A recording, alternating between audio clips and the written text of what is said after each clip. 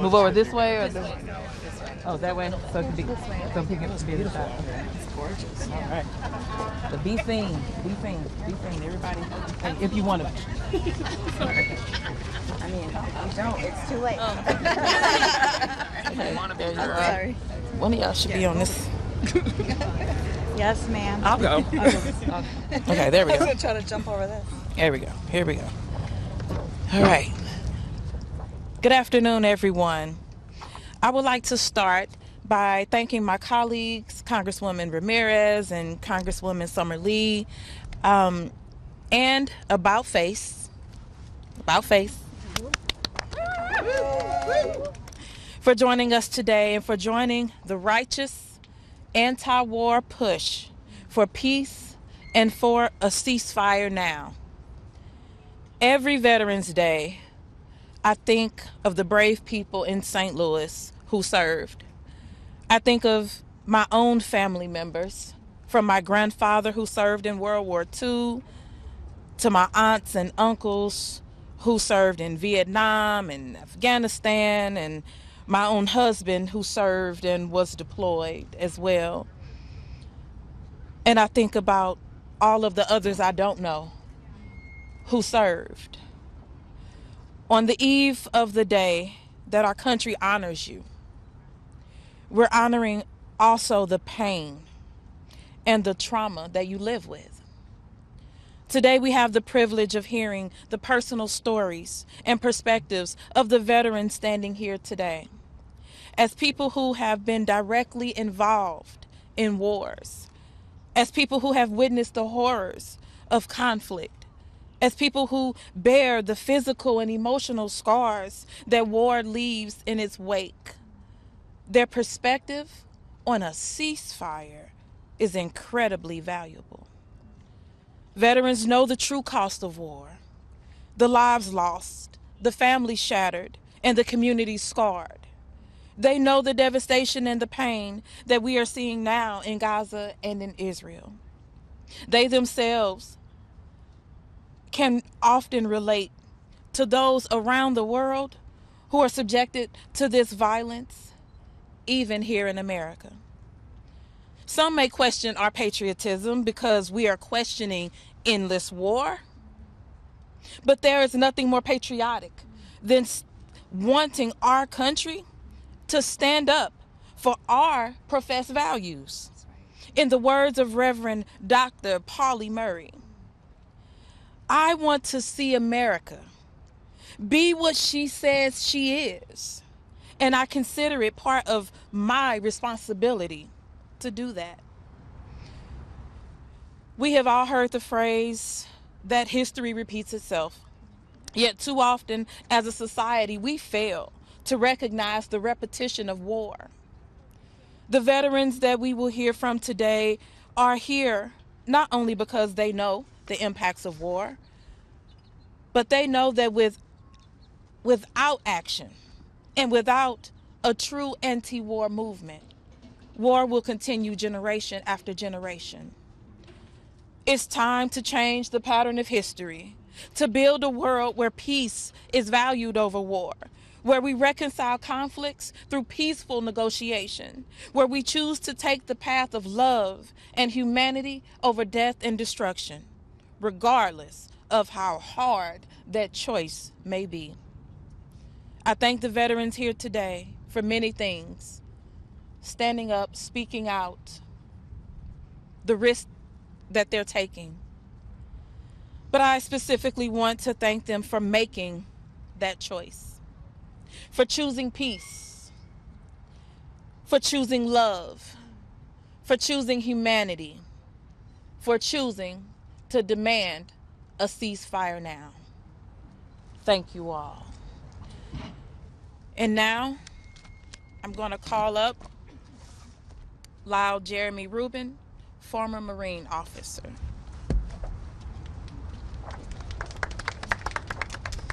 Well, thank you, Congresswoman. Thanks, everyone, Brittany, everyone else who helped organize this event.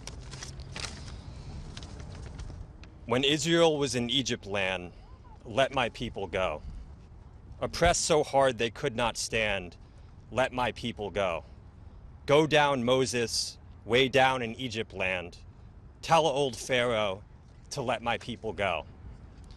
Since childhood, I've heard these words from one Passover Seder to the next, bellowed by the legendary singer and actor Paul Robeson.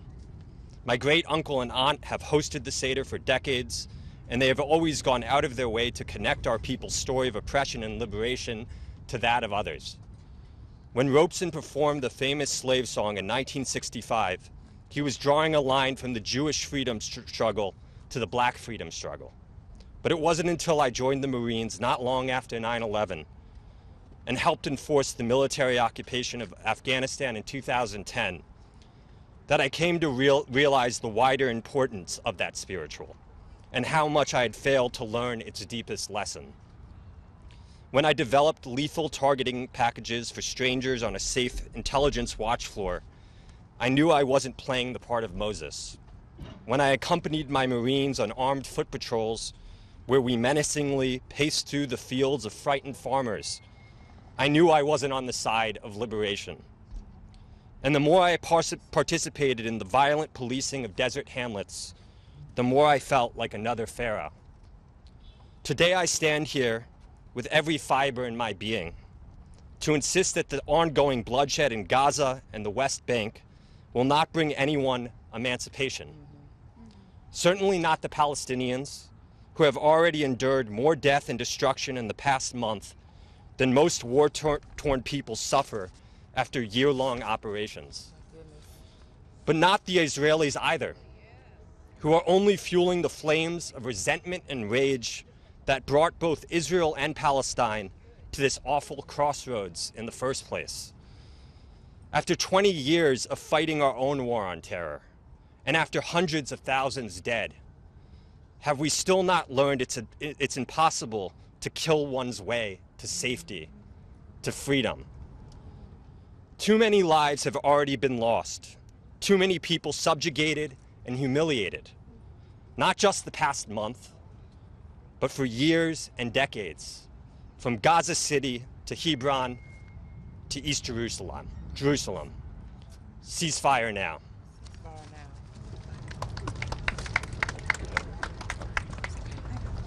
Now we call up Congresswoman Delia Ramirez.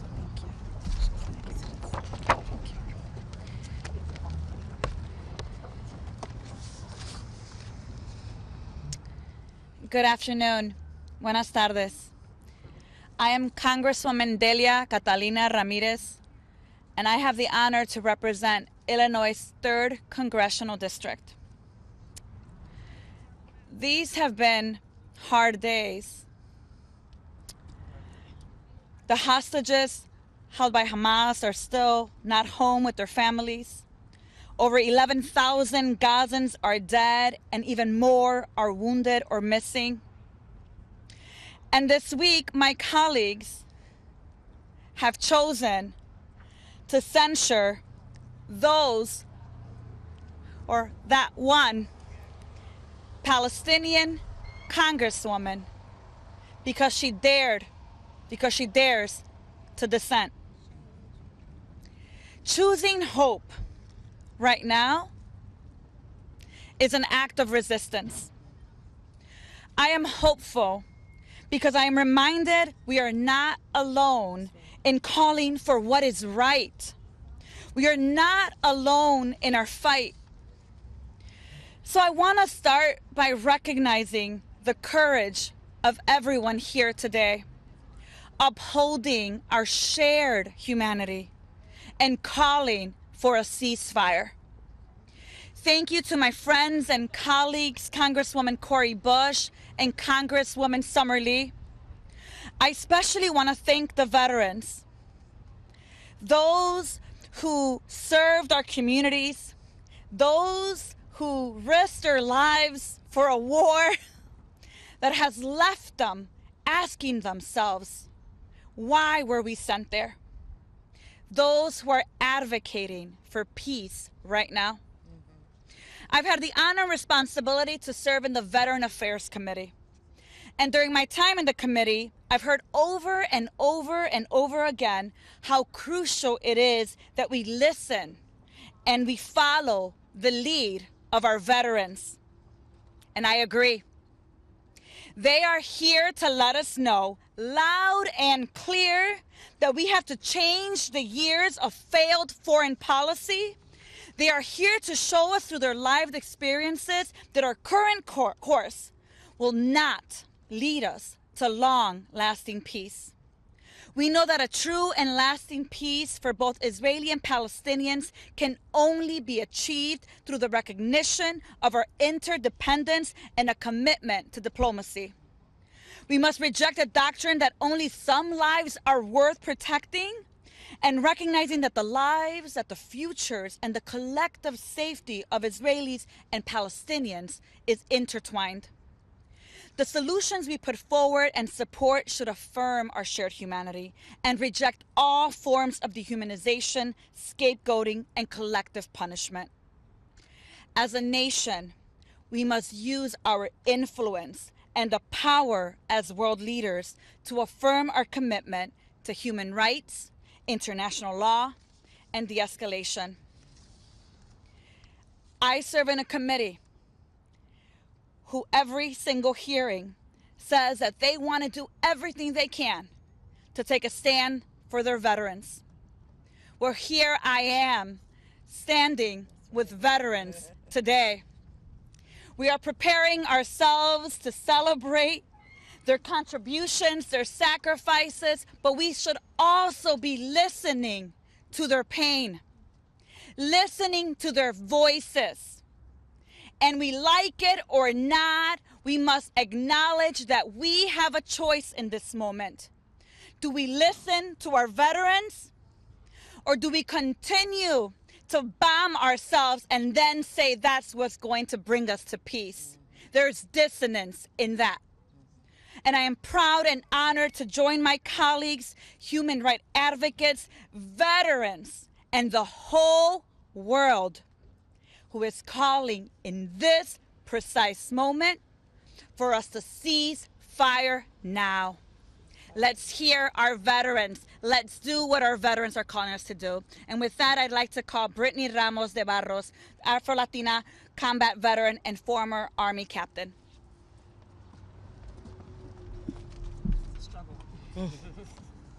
It's all right, we'll give it a minute. My name is Brittany Ramos de Barros. I'm a former Army captain and combat veteran who deployed to a war in Afghanistan, believing that I was going to eradicate the threat, as politicians like to say, and improve security both for Afghans and for my own people here in the United States.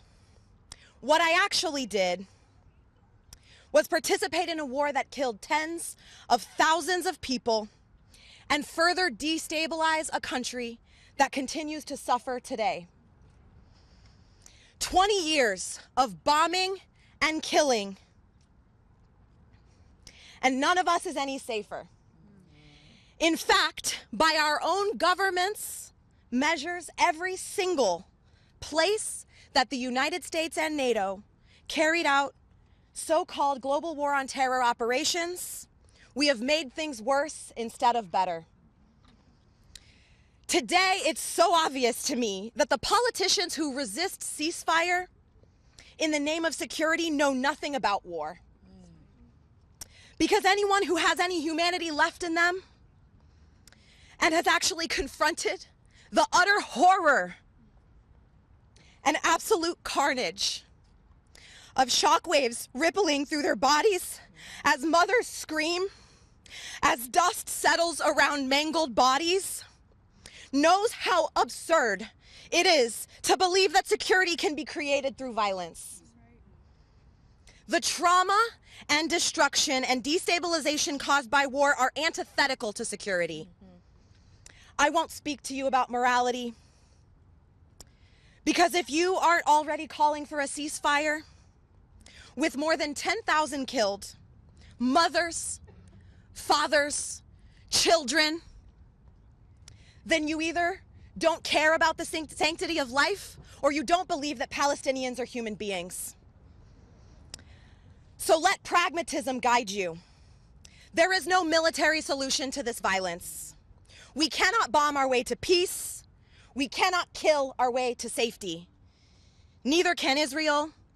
Those who say a ceasefire only helps Hamas subscribe to a short-sighted military strategy that has been empirically disproven repeatedly and never, not once, been successful or effective. If you manage to eliminate all of Hamas, what then?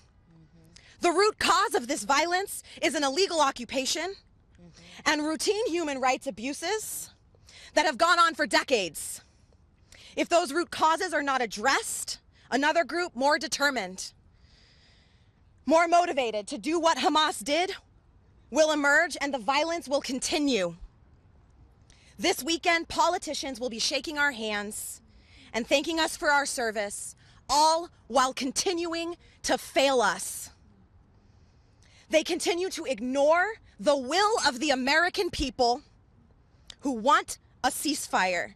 They continue to ignore the will of veterans who are sick of being sent to kill and die in wars that make politicians and war profiteer donors richer.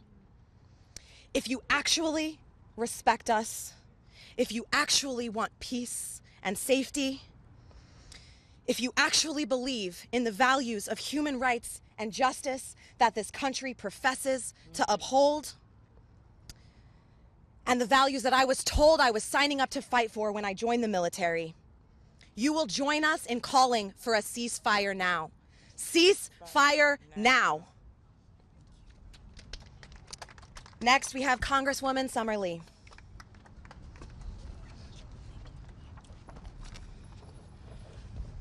Good afternoon. I'm Summerlee, and I'm proud to represent the 12th Congressional District of Pennsylvania, Pittsburgh, Allegheny County, Westmoreland counties of Pennsylvania. And I'm proud to stand here today with my courageous sisters in service, Congresswoman Cori Bush and Congresswoman Delia Ramirez, and almost a dozen and counting colleagues for their clear-eyed pursuit of peace, to about face, and all the proud veterans we have here today who can speak more truly than anybody about the realities of war and why we must do everything humanly possible as a Congress and as a country to avoid it, to move toward a just and lasting peace, and to demand a ceasefire right now. This Saturday will be my first Veterans Day as a Congresswoman, and as we reflect on the sacrifices that these veterans standing beside and with us today and so many others have made, we're once again watching our nation and our nation's leader throw itself 10 toes deep into yet another catastrophic war that has no visible endpoint or strategy. But the costs have been made abundantly clear to every one of us here. Since Hamas murdered 1,400 innocent Israelis 1 month ago, nobody has questioned that Hamas must be held accountable. But let's be clear, it is innocent Palestinian civilians that are paying the price for crimes that they did not commit. Israeli airstrikes, the ground invasion, and forced starvation and dehydration has caused over 10,000 innocent Palestinian lives, including more than 4,300 children. Reports from the Israeli military indicate, we'll let that pass. It's DC, it happens.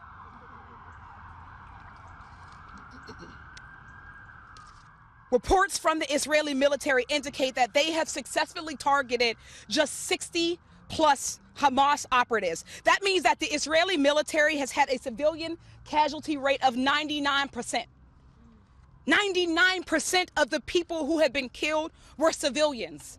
They were mothers and fathers, grandparents and hospital workers and peacekeepers and teachers and community members and babies. People who are seeking refuge in churches and mosques and schools, people being transported or near ambulances.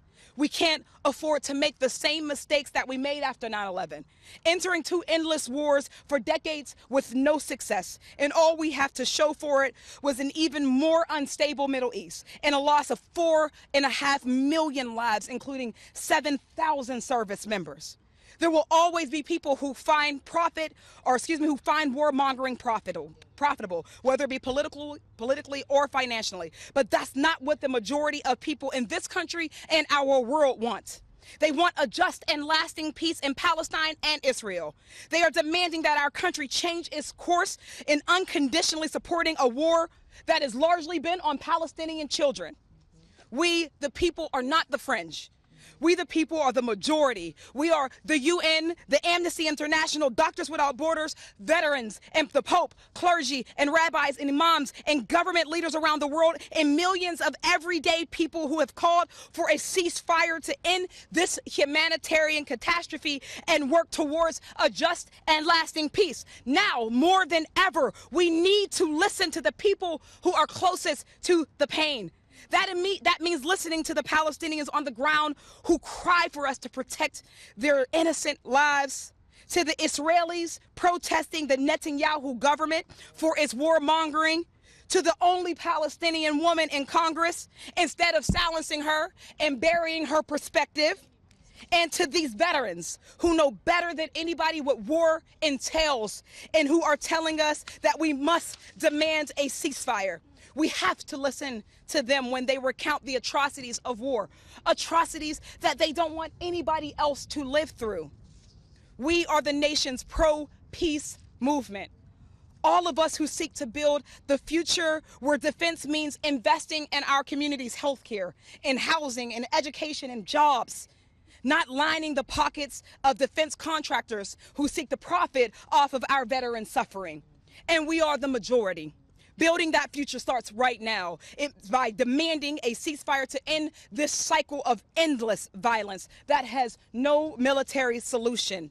Peace is attainable if we don't fall for the facade of war and destruction as a solution and a pathway to peace. Thank you so much to our veterans who welcomed me here today and who bravely came to stand with us clear-eyed from the fog of war to demand a ceasefire right now. And thank you so much to the countless people across this country and this world who have stood up in the face of so much risk and threats to their own safety and livelihood to join us in our cause for peace. Our next person will be Ramon Mejia. I'm sorry, I don't want to mispronounce that, but I'm gonna let you say your name clearly for the people here. And this is a former Marine.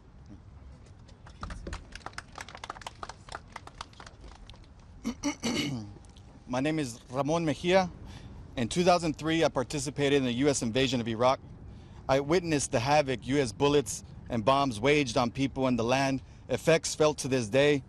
We were told that our actions were to free the Iraqi people from tyranny, but all I saw was the enormous human, social, economic, and environmental toll that war and occupation brought.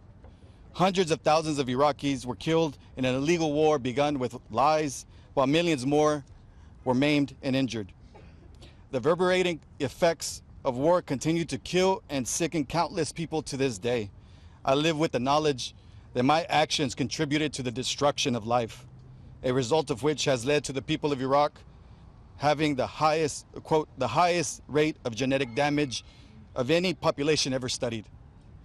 In the years after leaving the Marines, as I attempted to process my experience, and while part of the Muslim community, I became close with a number of Palestinian families.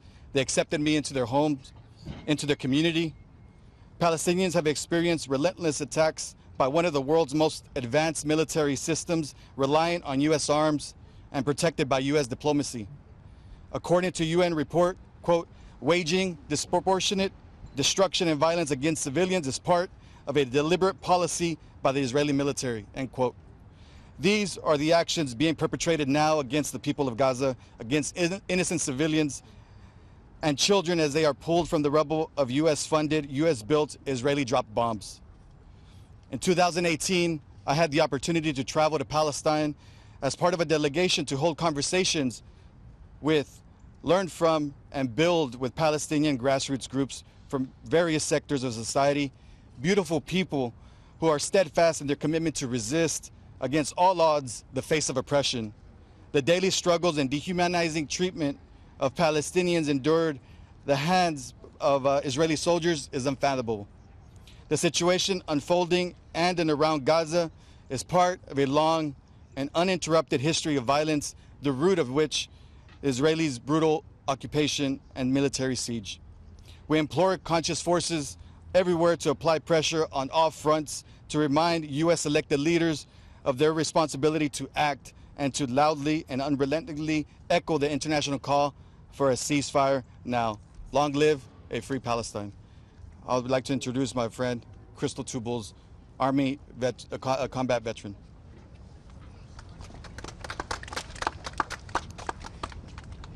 Apeveshev, Mene Wostat Nanehev.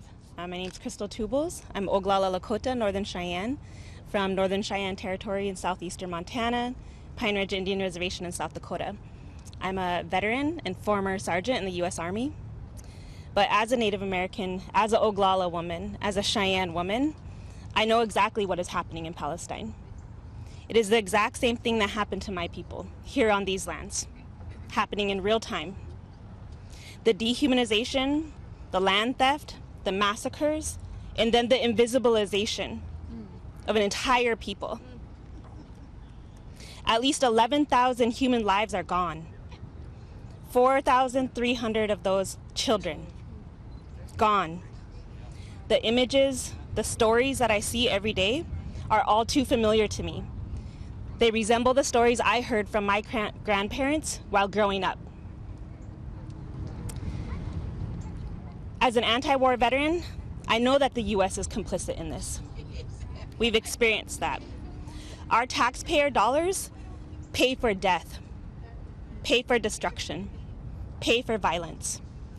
They say that where you spend your money is what you value. That's right. We need to think about that.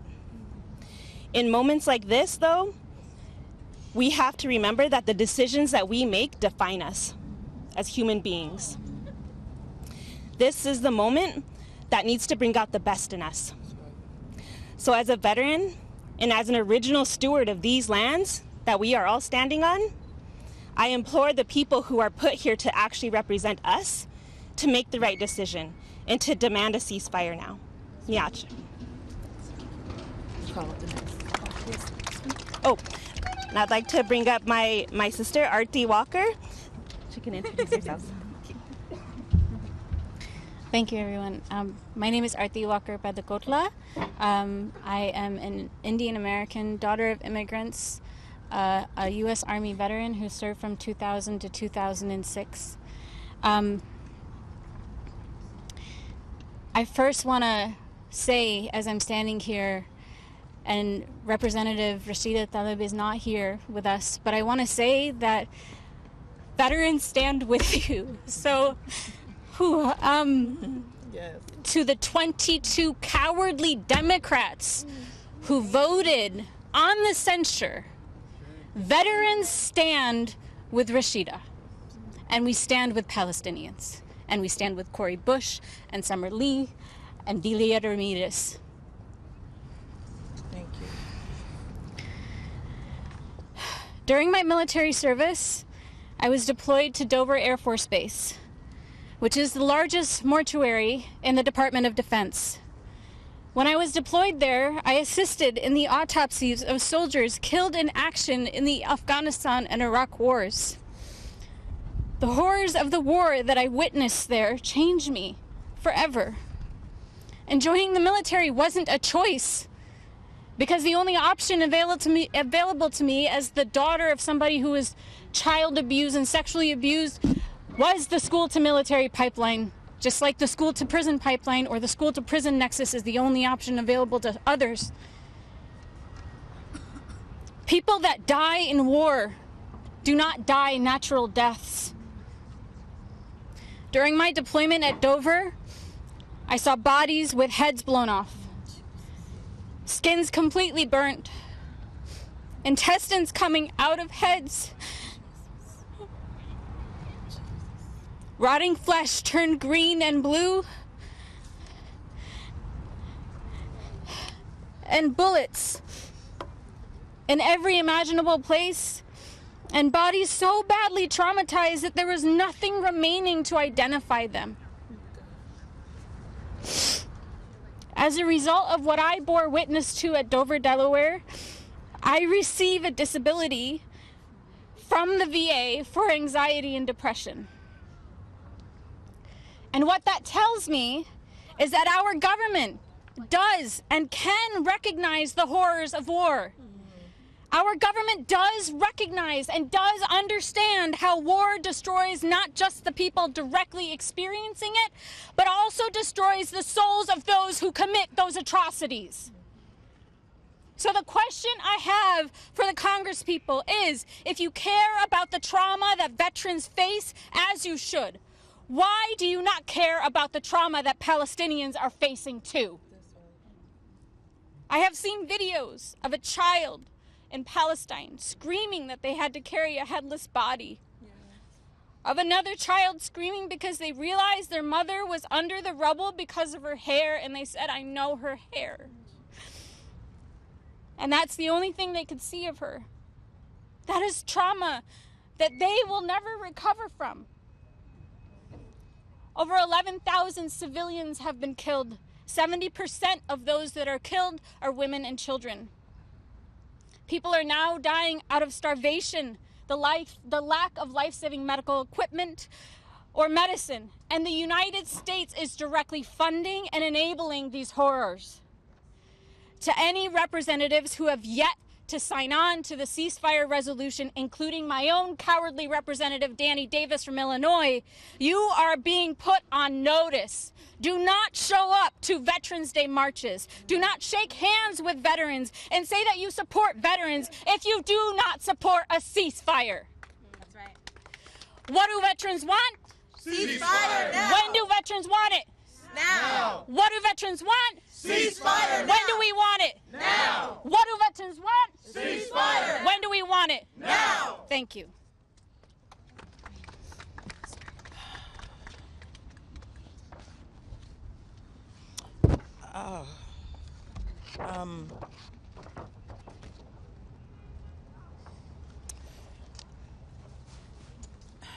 I think that the most important voices you've already heard, and there are more here. We wish we could give the mic to every single veteran standing here. But as we open up we have time for maybe one or two questions, and when we point to you, make sure you say your name and your outlet. But before we switch to that, I want us, before questions are thrown out, us to think about the dignity of the veterans that are standing here. And let's give them the respect that is so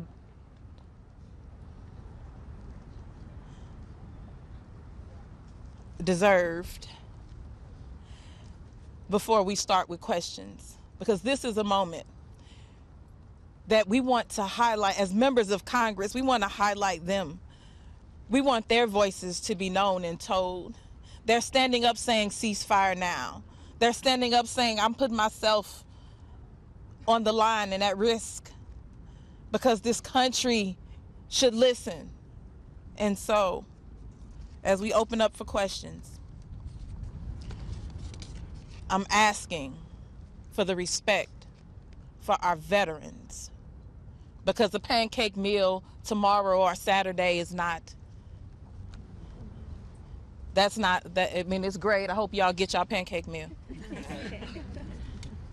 But let's respect them as we go forward with these questions. Yes, Nick. So Israel. Say your, I know you, but you say, yeah. Nick Wu with Politico.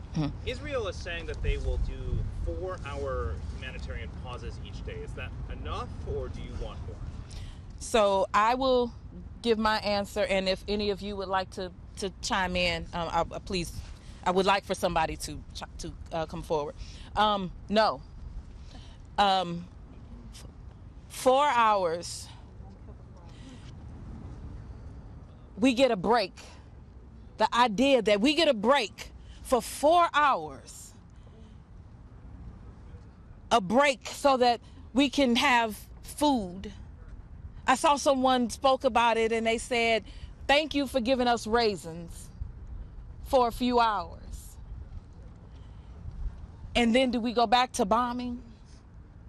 So absolutely not 4 hours. I never personally calls for a humanitarian pause, and I'm not going to call for a humanitarian pause, and I don't want to see, even though that is what's happening, a 4 hour a day humanitarian pause, because what we need is to stop the bombing. What we need is, what is that mental anguish when you know, well, we get a break for 4 hours, but as soon as that 4 hours is over, then what? How dare we treat humans in that way? How dare we be so careless and so inhumane and heartless to where we decide that 4 hours is enough time to get you some stuff so that you can live a little bit longer until the bombs hit? How dare we, and how dare we treat humans as if we don't understand what it's like to be human? And I'll lastly say this. A humanitarian pause, yes, it is a one-sided, it is a unilateral decision. But when you have the world saying we want a ceasefire, when we have the people that actually are the ones that will go and be on the ground, that would have to be the ones to carry out, the ones that did carry out, that are saying, no, that's not the way. No. 4 hours. We don't want 4 hours. We don't want 16 hours. We don't want 22. We want a ceasefire now. I just, if I can, I want to add that it's important to recognize that any pause that isn't accompanied by a strategy and a plan to cease international human rights abuses and violations of human law falls short of what we need and what's called for by agreed upon rules of engagement, right? The pause, any pause that doesn't take into account that this is still a collective punishment once the 4 hours has ended, is not sufficient. A pause that doesn't take into account that there are still 2 million people who are being collectively starved, dehydrated, that there are no functional hospitals right now, which would not allow for any humanitarian aid to be applied. It falls short of the standards that this country has agreed to, that other countries throughout this world has agreed to. And that's why we're asking, and that's why we're demanding the ceasefire, because we need to know what the end goal is. Once and if Hamas is eradicated, what will be left standing? Will there be any civilians left? Will there be any civilian infrastructure, hospitals, churches? There are no universities that are functioning left in Gaza. So I think that those are the things that we really need to be honest about. And I think that as Israel's ally, as the government that contributes $3.8 billion every year without any additional supplemental aid going into it, that we have a deep responsibility to make sure that we are holding them accountable to international laws and the laws of humanity. So you said Israel is calling for a 4 hour pause, correct? Israel would agree. Okay, agreed. And who's doing the bombing? Who's doing the bombing? Right? Is Palestine calling for a 4 hour pause, or are they calling for a ceasefire? The people who are bombing indiscriminately and have bombed so much, more than what was bombed at the height of the war in Afghanistan in just a month alone, a 4 hour pause isn't going to save lives. A 4 hour pause isn't going to get people food. A 4 hour pause isn't going to get people medical care when NICUs are being shut down and hospitals are running out of energy and people don't have water. We need a ceasefire. Thank you.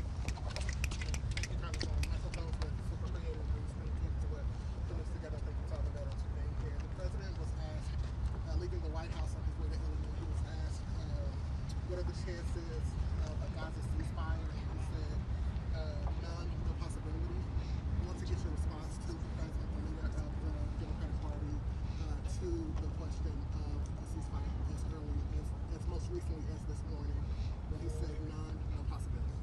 Yeah. You know, we're going to keep pushing for a ceasefire. The one thing about it is I was elected to speak my own voice, the voice of my community, my district. So was Summer Lee, so was Zilgi Ramirez, so was so many others. All of the 18 of us that are on the Ceasefire Now resolution that are all black and brown people. So were those who are also calling for a ceasefire just around the world. They have their reasons why in their organizations, and even those nations who stood up to say we're calling for a ceasefire. So yes, if the president, I have not seen that, so I will say I have not seen that, so I have not heard it. This is the first I'm hearing about it.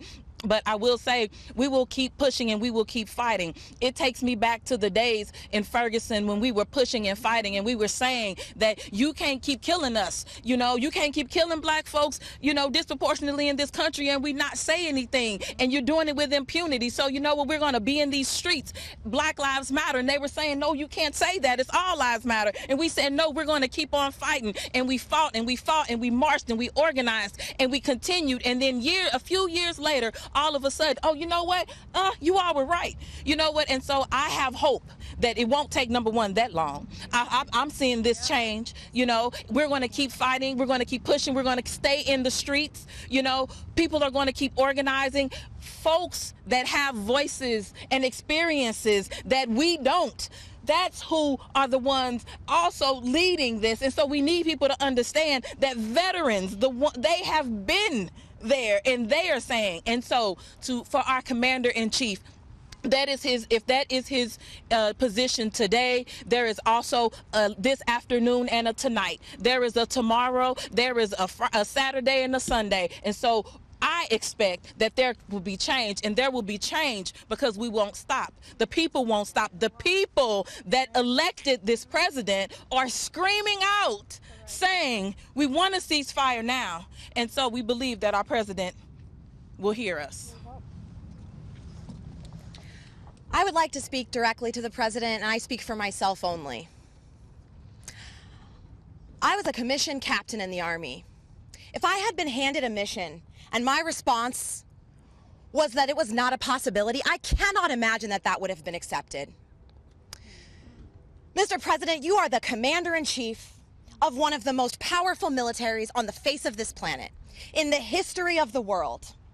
How can you be so powerful and so weak as to say that you are incapable of negotiating peace? How embarrassing for you. The Army values that I was taught to uphold as a commissioned officer are leadership. Leaders don't speak about what is impossible. Leaders find ways to facilitate the conditions that make things possible. They do. Integrity.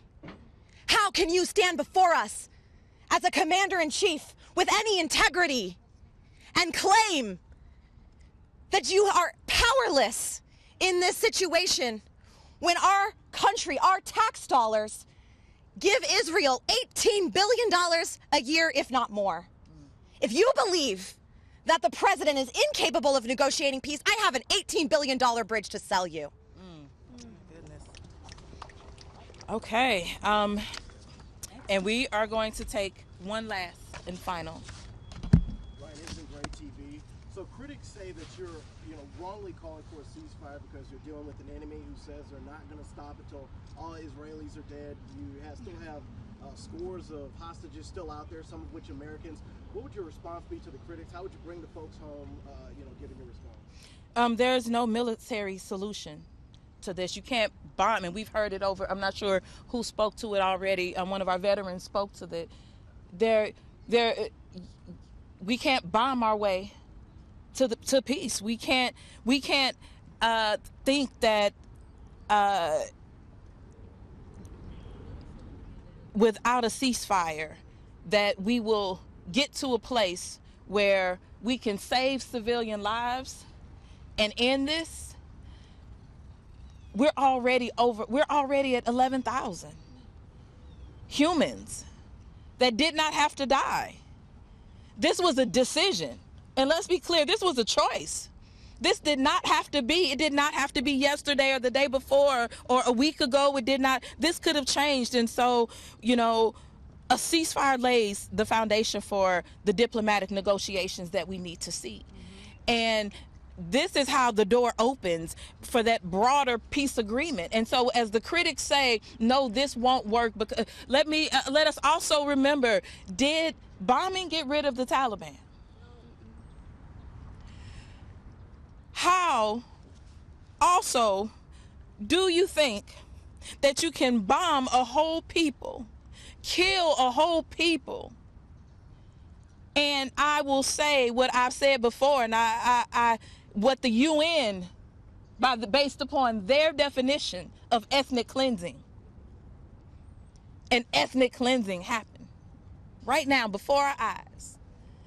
How can we say that that won't make someone who is still alive say, you know what? You took out my family. Do we want to start that all over again? We need peace now. We need liberation now. We need to free Palestine now. We need to end the siege. We need to get food and fuel and electricity in. We need to get medical supplies in. We need to lift the blockade. That's what we should be talking about right now. And so to all of the critics, if it was your grandmother, if it was your kids, if it was you, and I'll say this lastly, and then we're going to close. I remember being on the ground during the Ferguson uprising, and I remember not knowing what to do with tear gas. The tear gas was hitting us and didn't know what to do.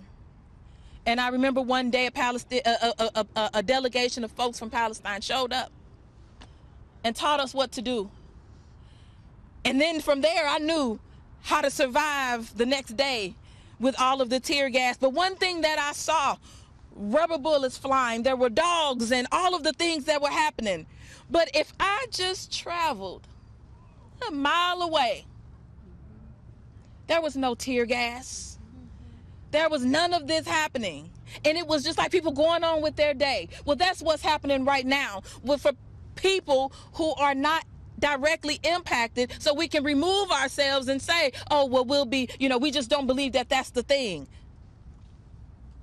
If you were there, you would want somebody to make it happen, as we already heard. So if we're supposed to be this big powerhouse country, we can make it work, and we can save lives. And so at the end of the day, our job has to be to save lives, and I will not move from that. And every single critic that says that you shouldn't say this and you shouldn't believe this, we have all of these veterans that say, ceasefire now. Thank you. Things in there? It don't matter. Yeah, that's your stuff. Thank you all. Thank you. Thank you. Thanks for all you're doing. All the things that you're saying remind me of the war in El Salvador. I moved here during the war in El Salvador, and it was caused by the U.S.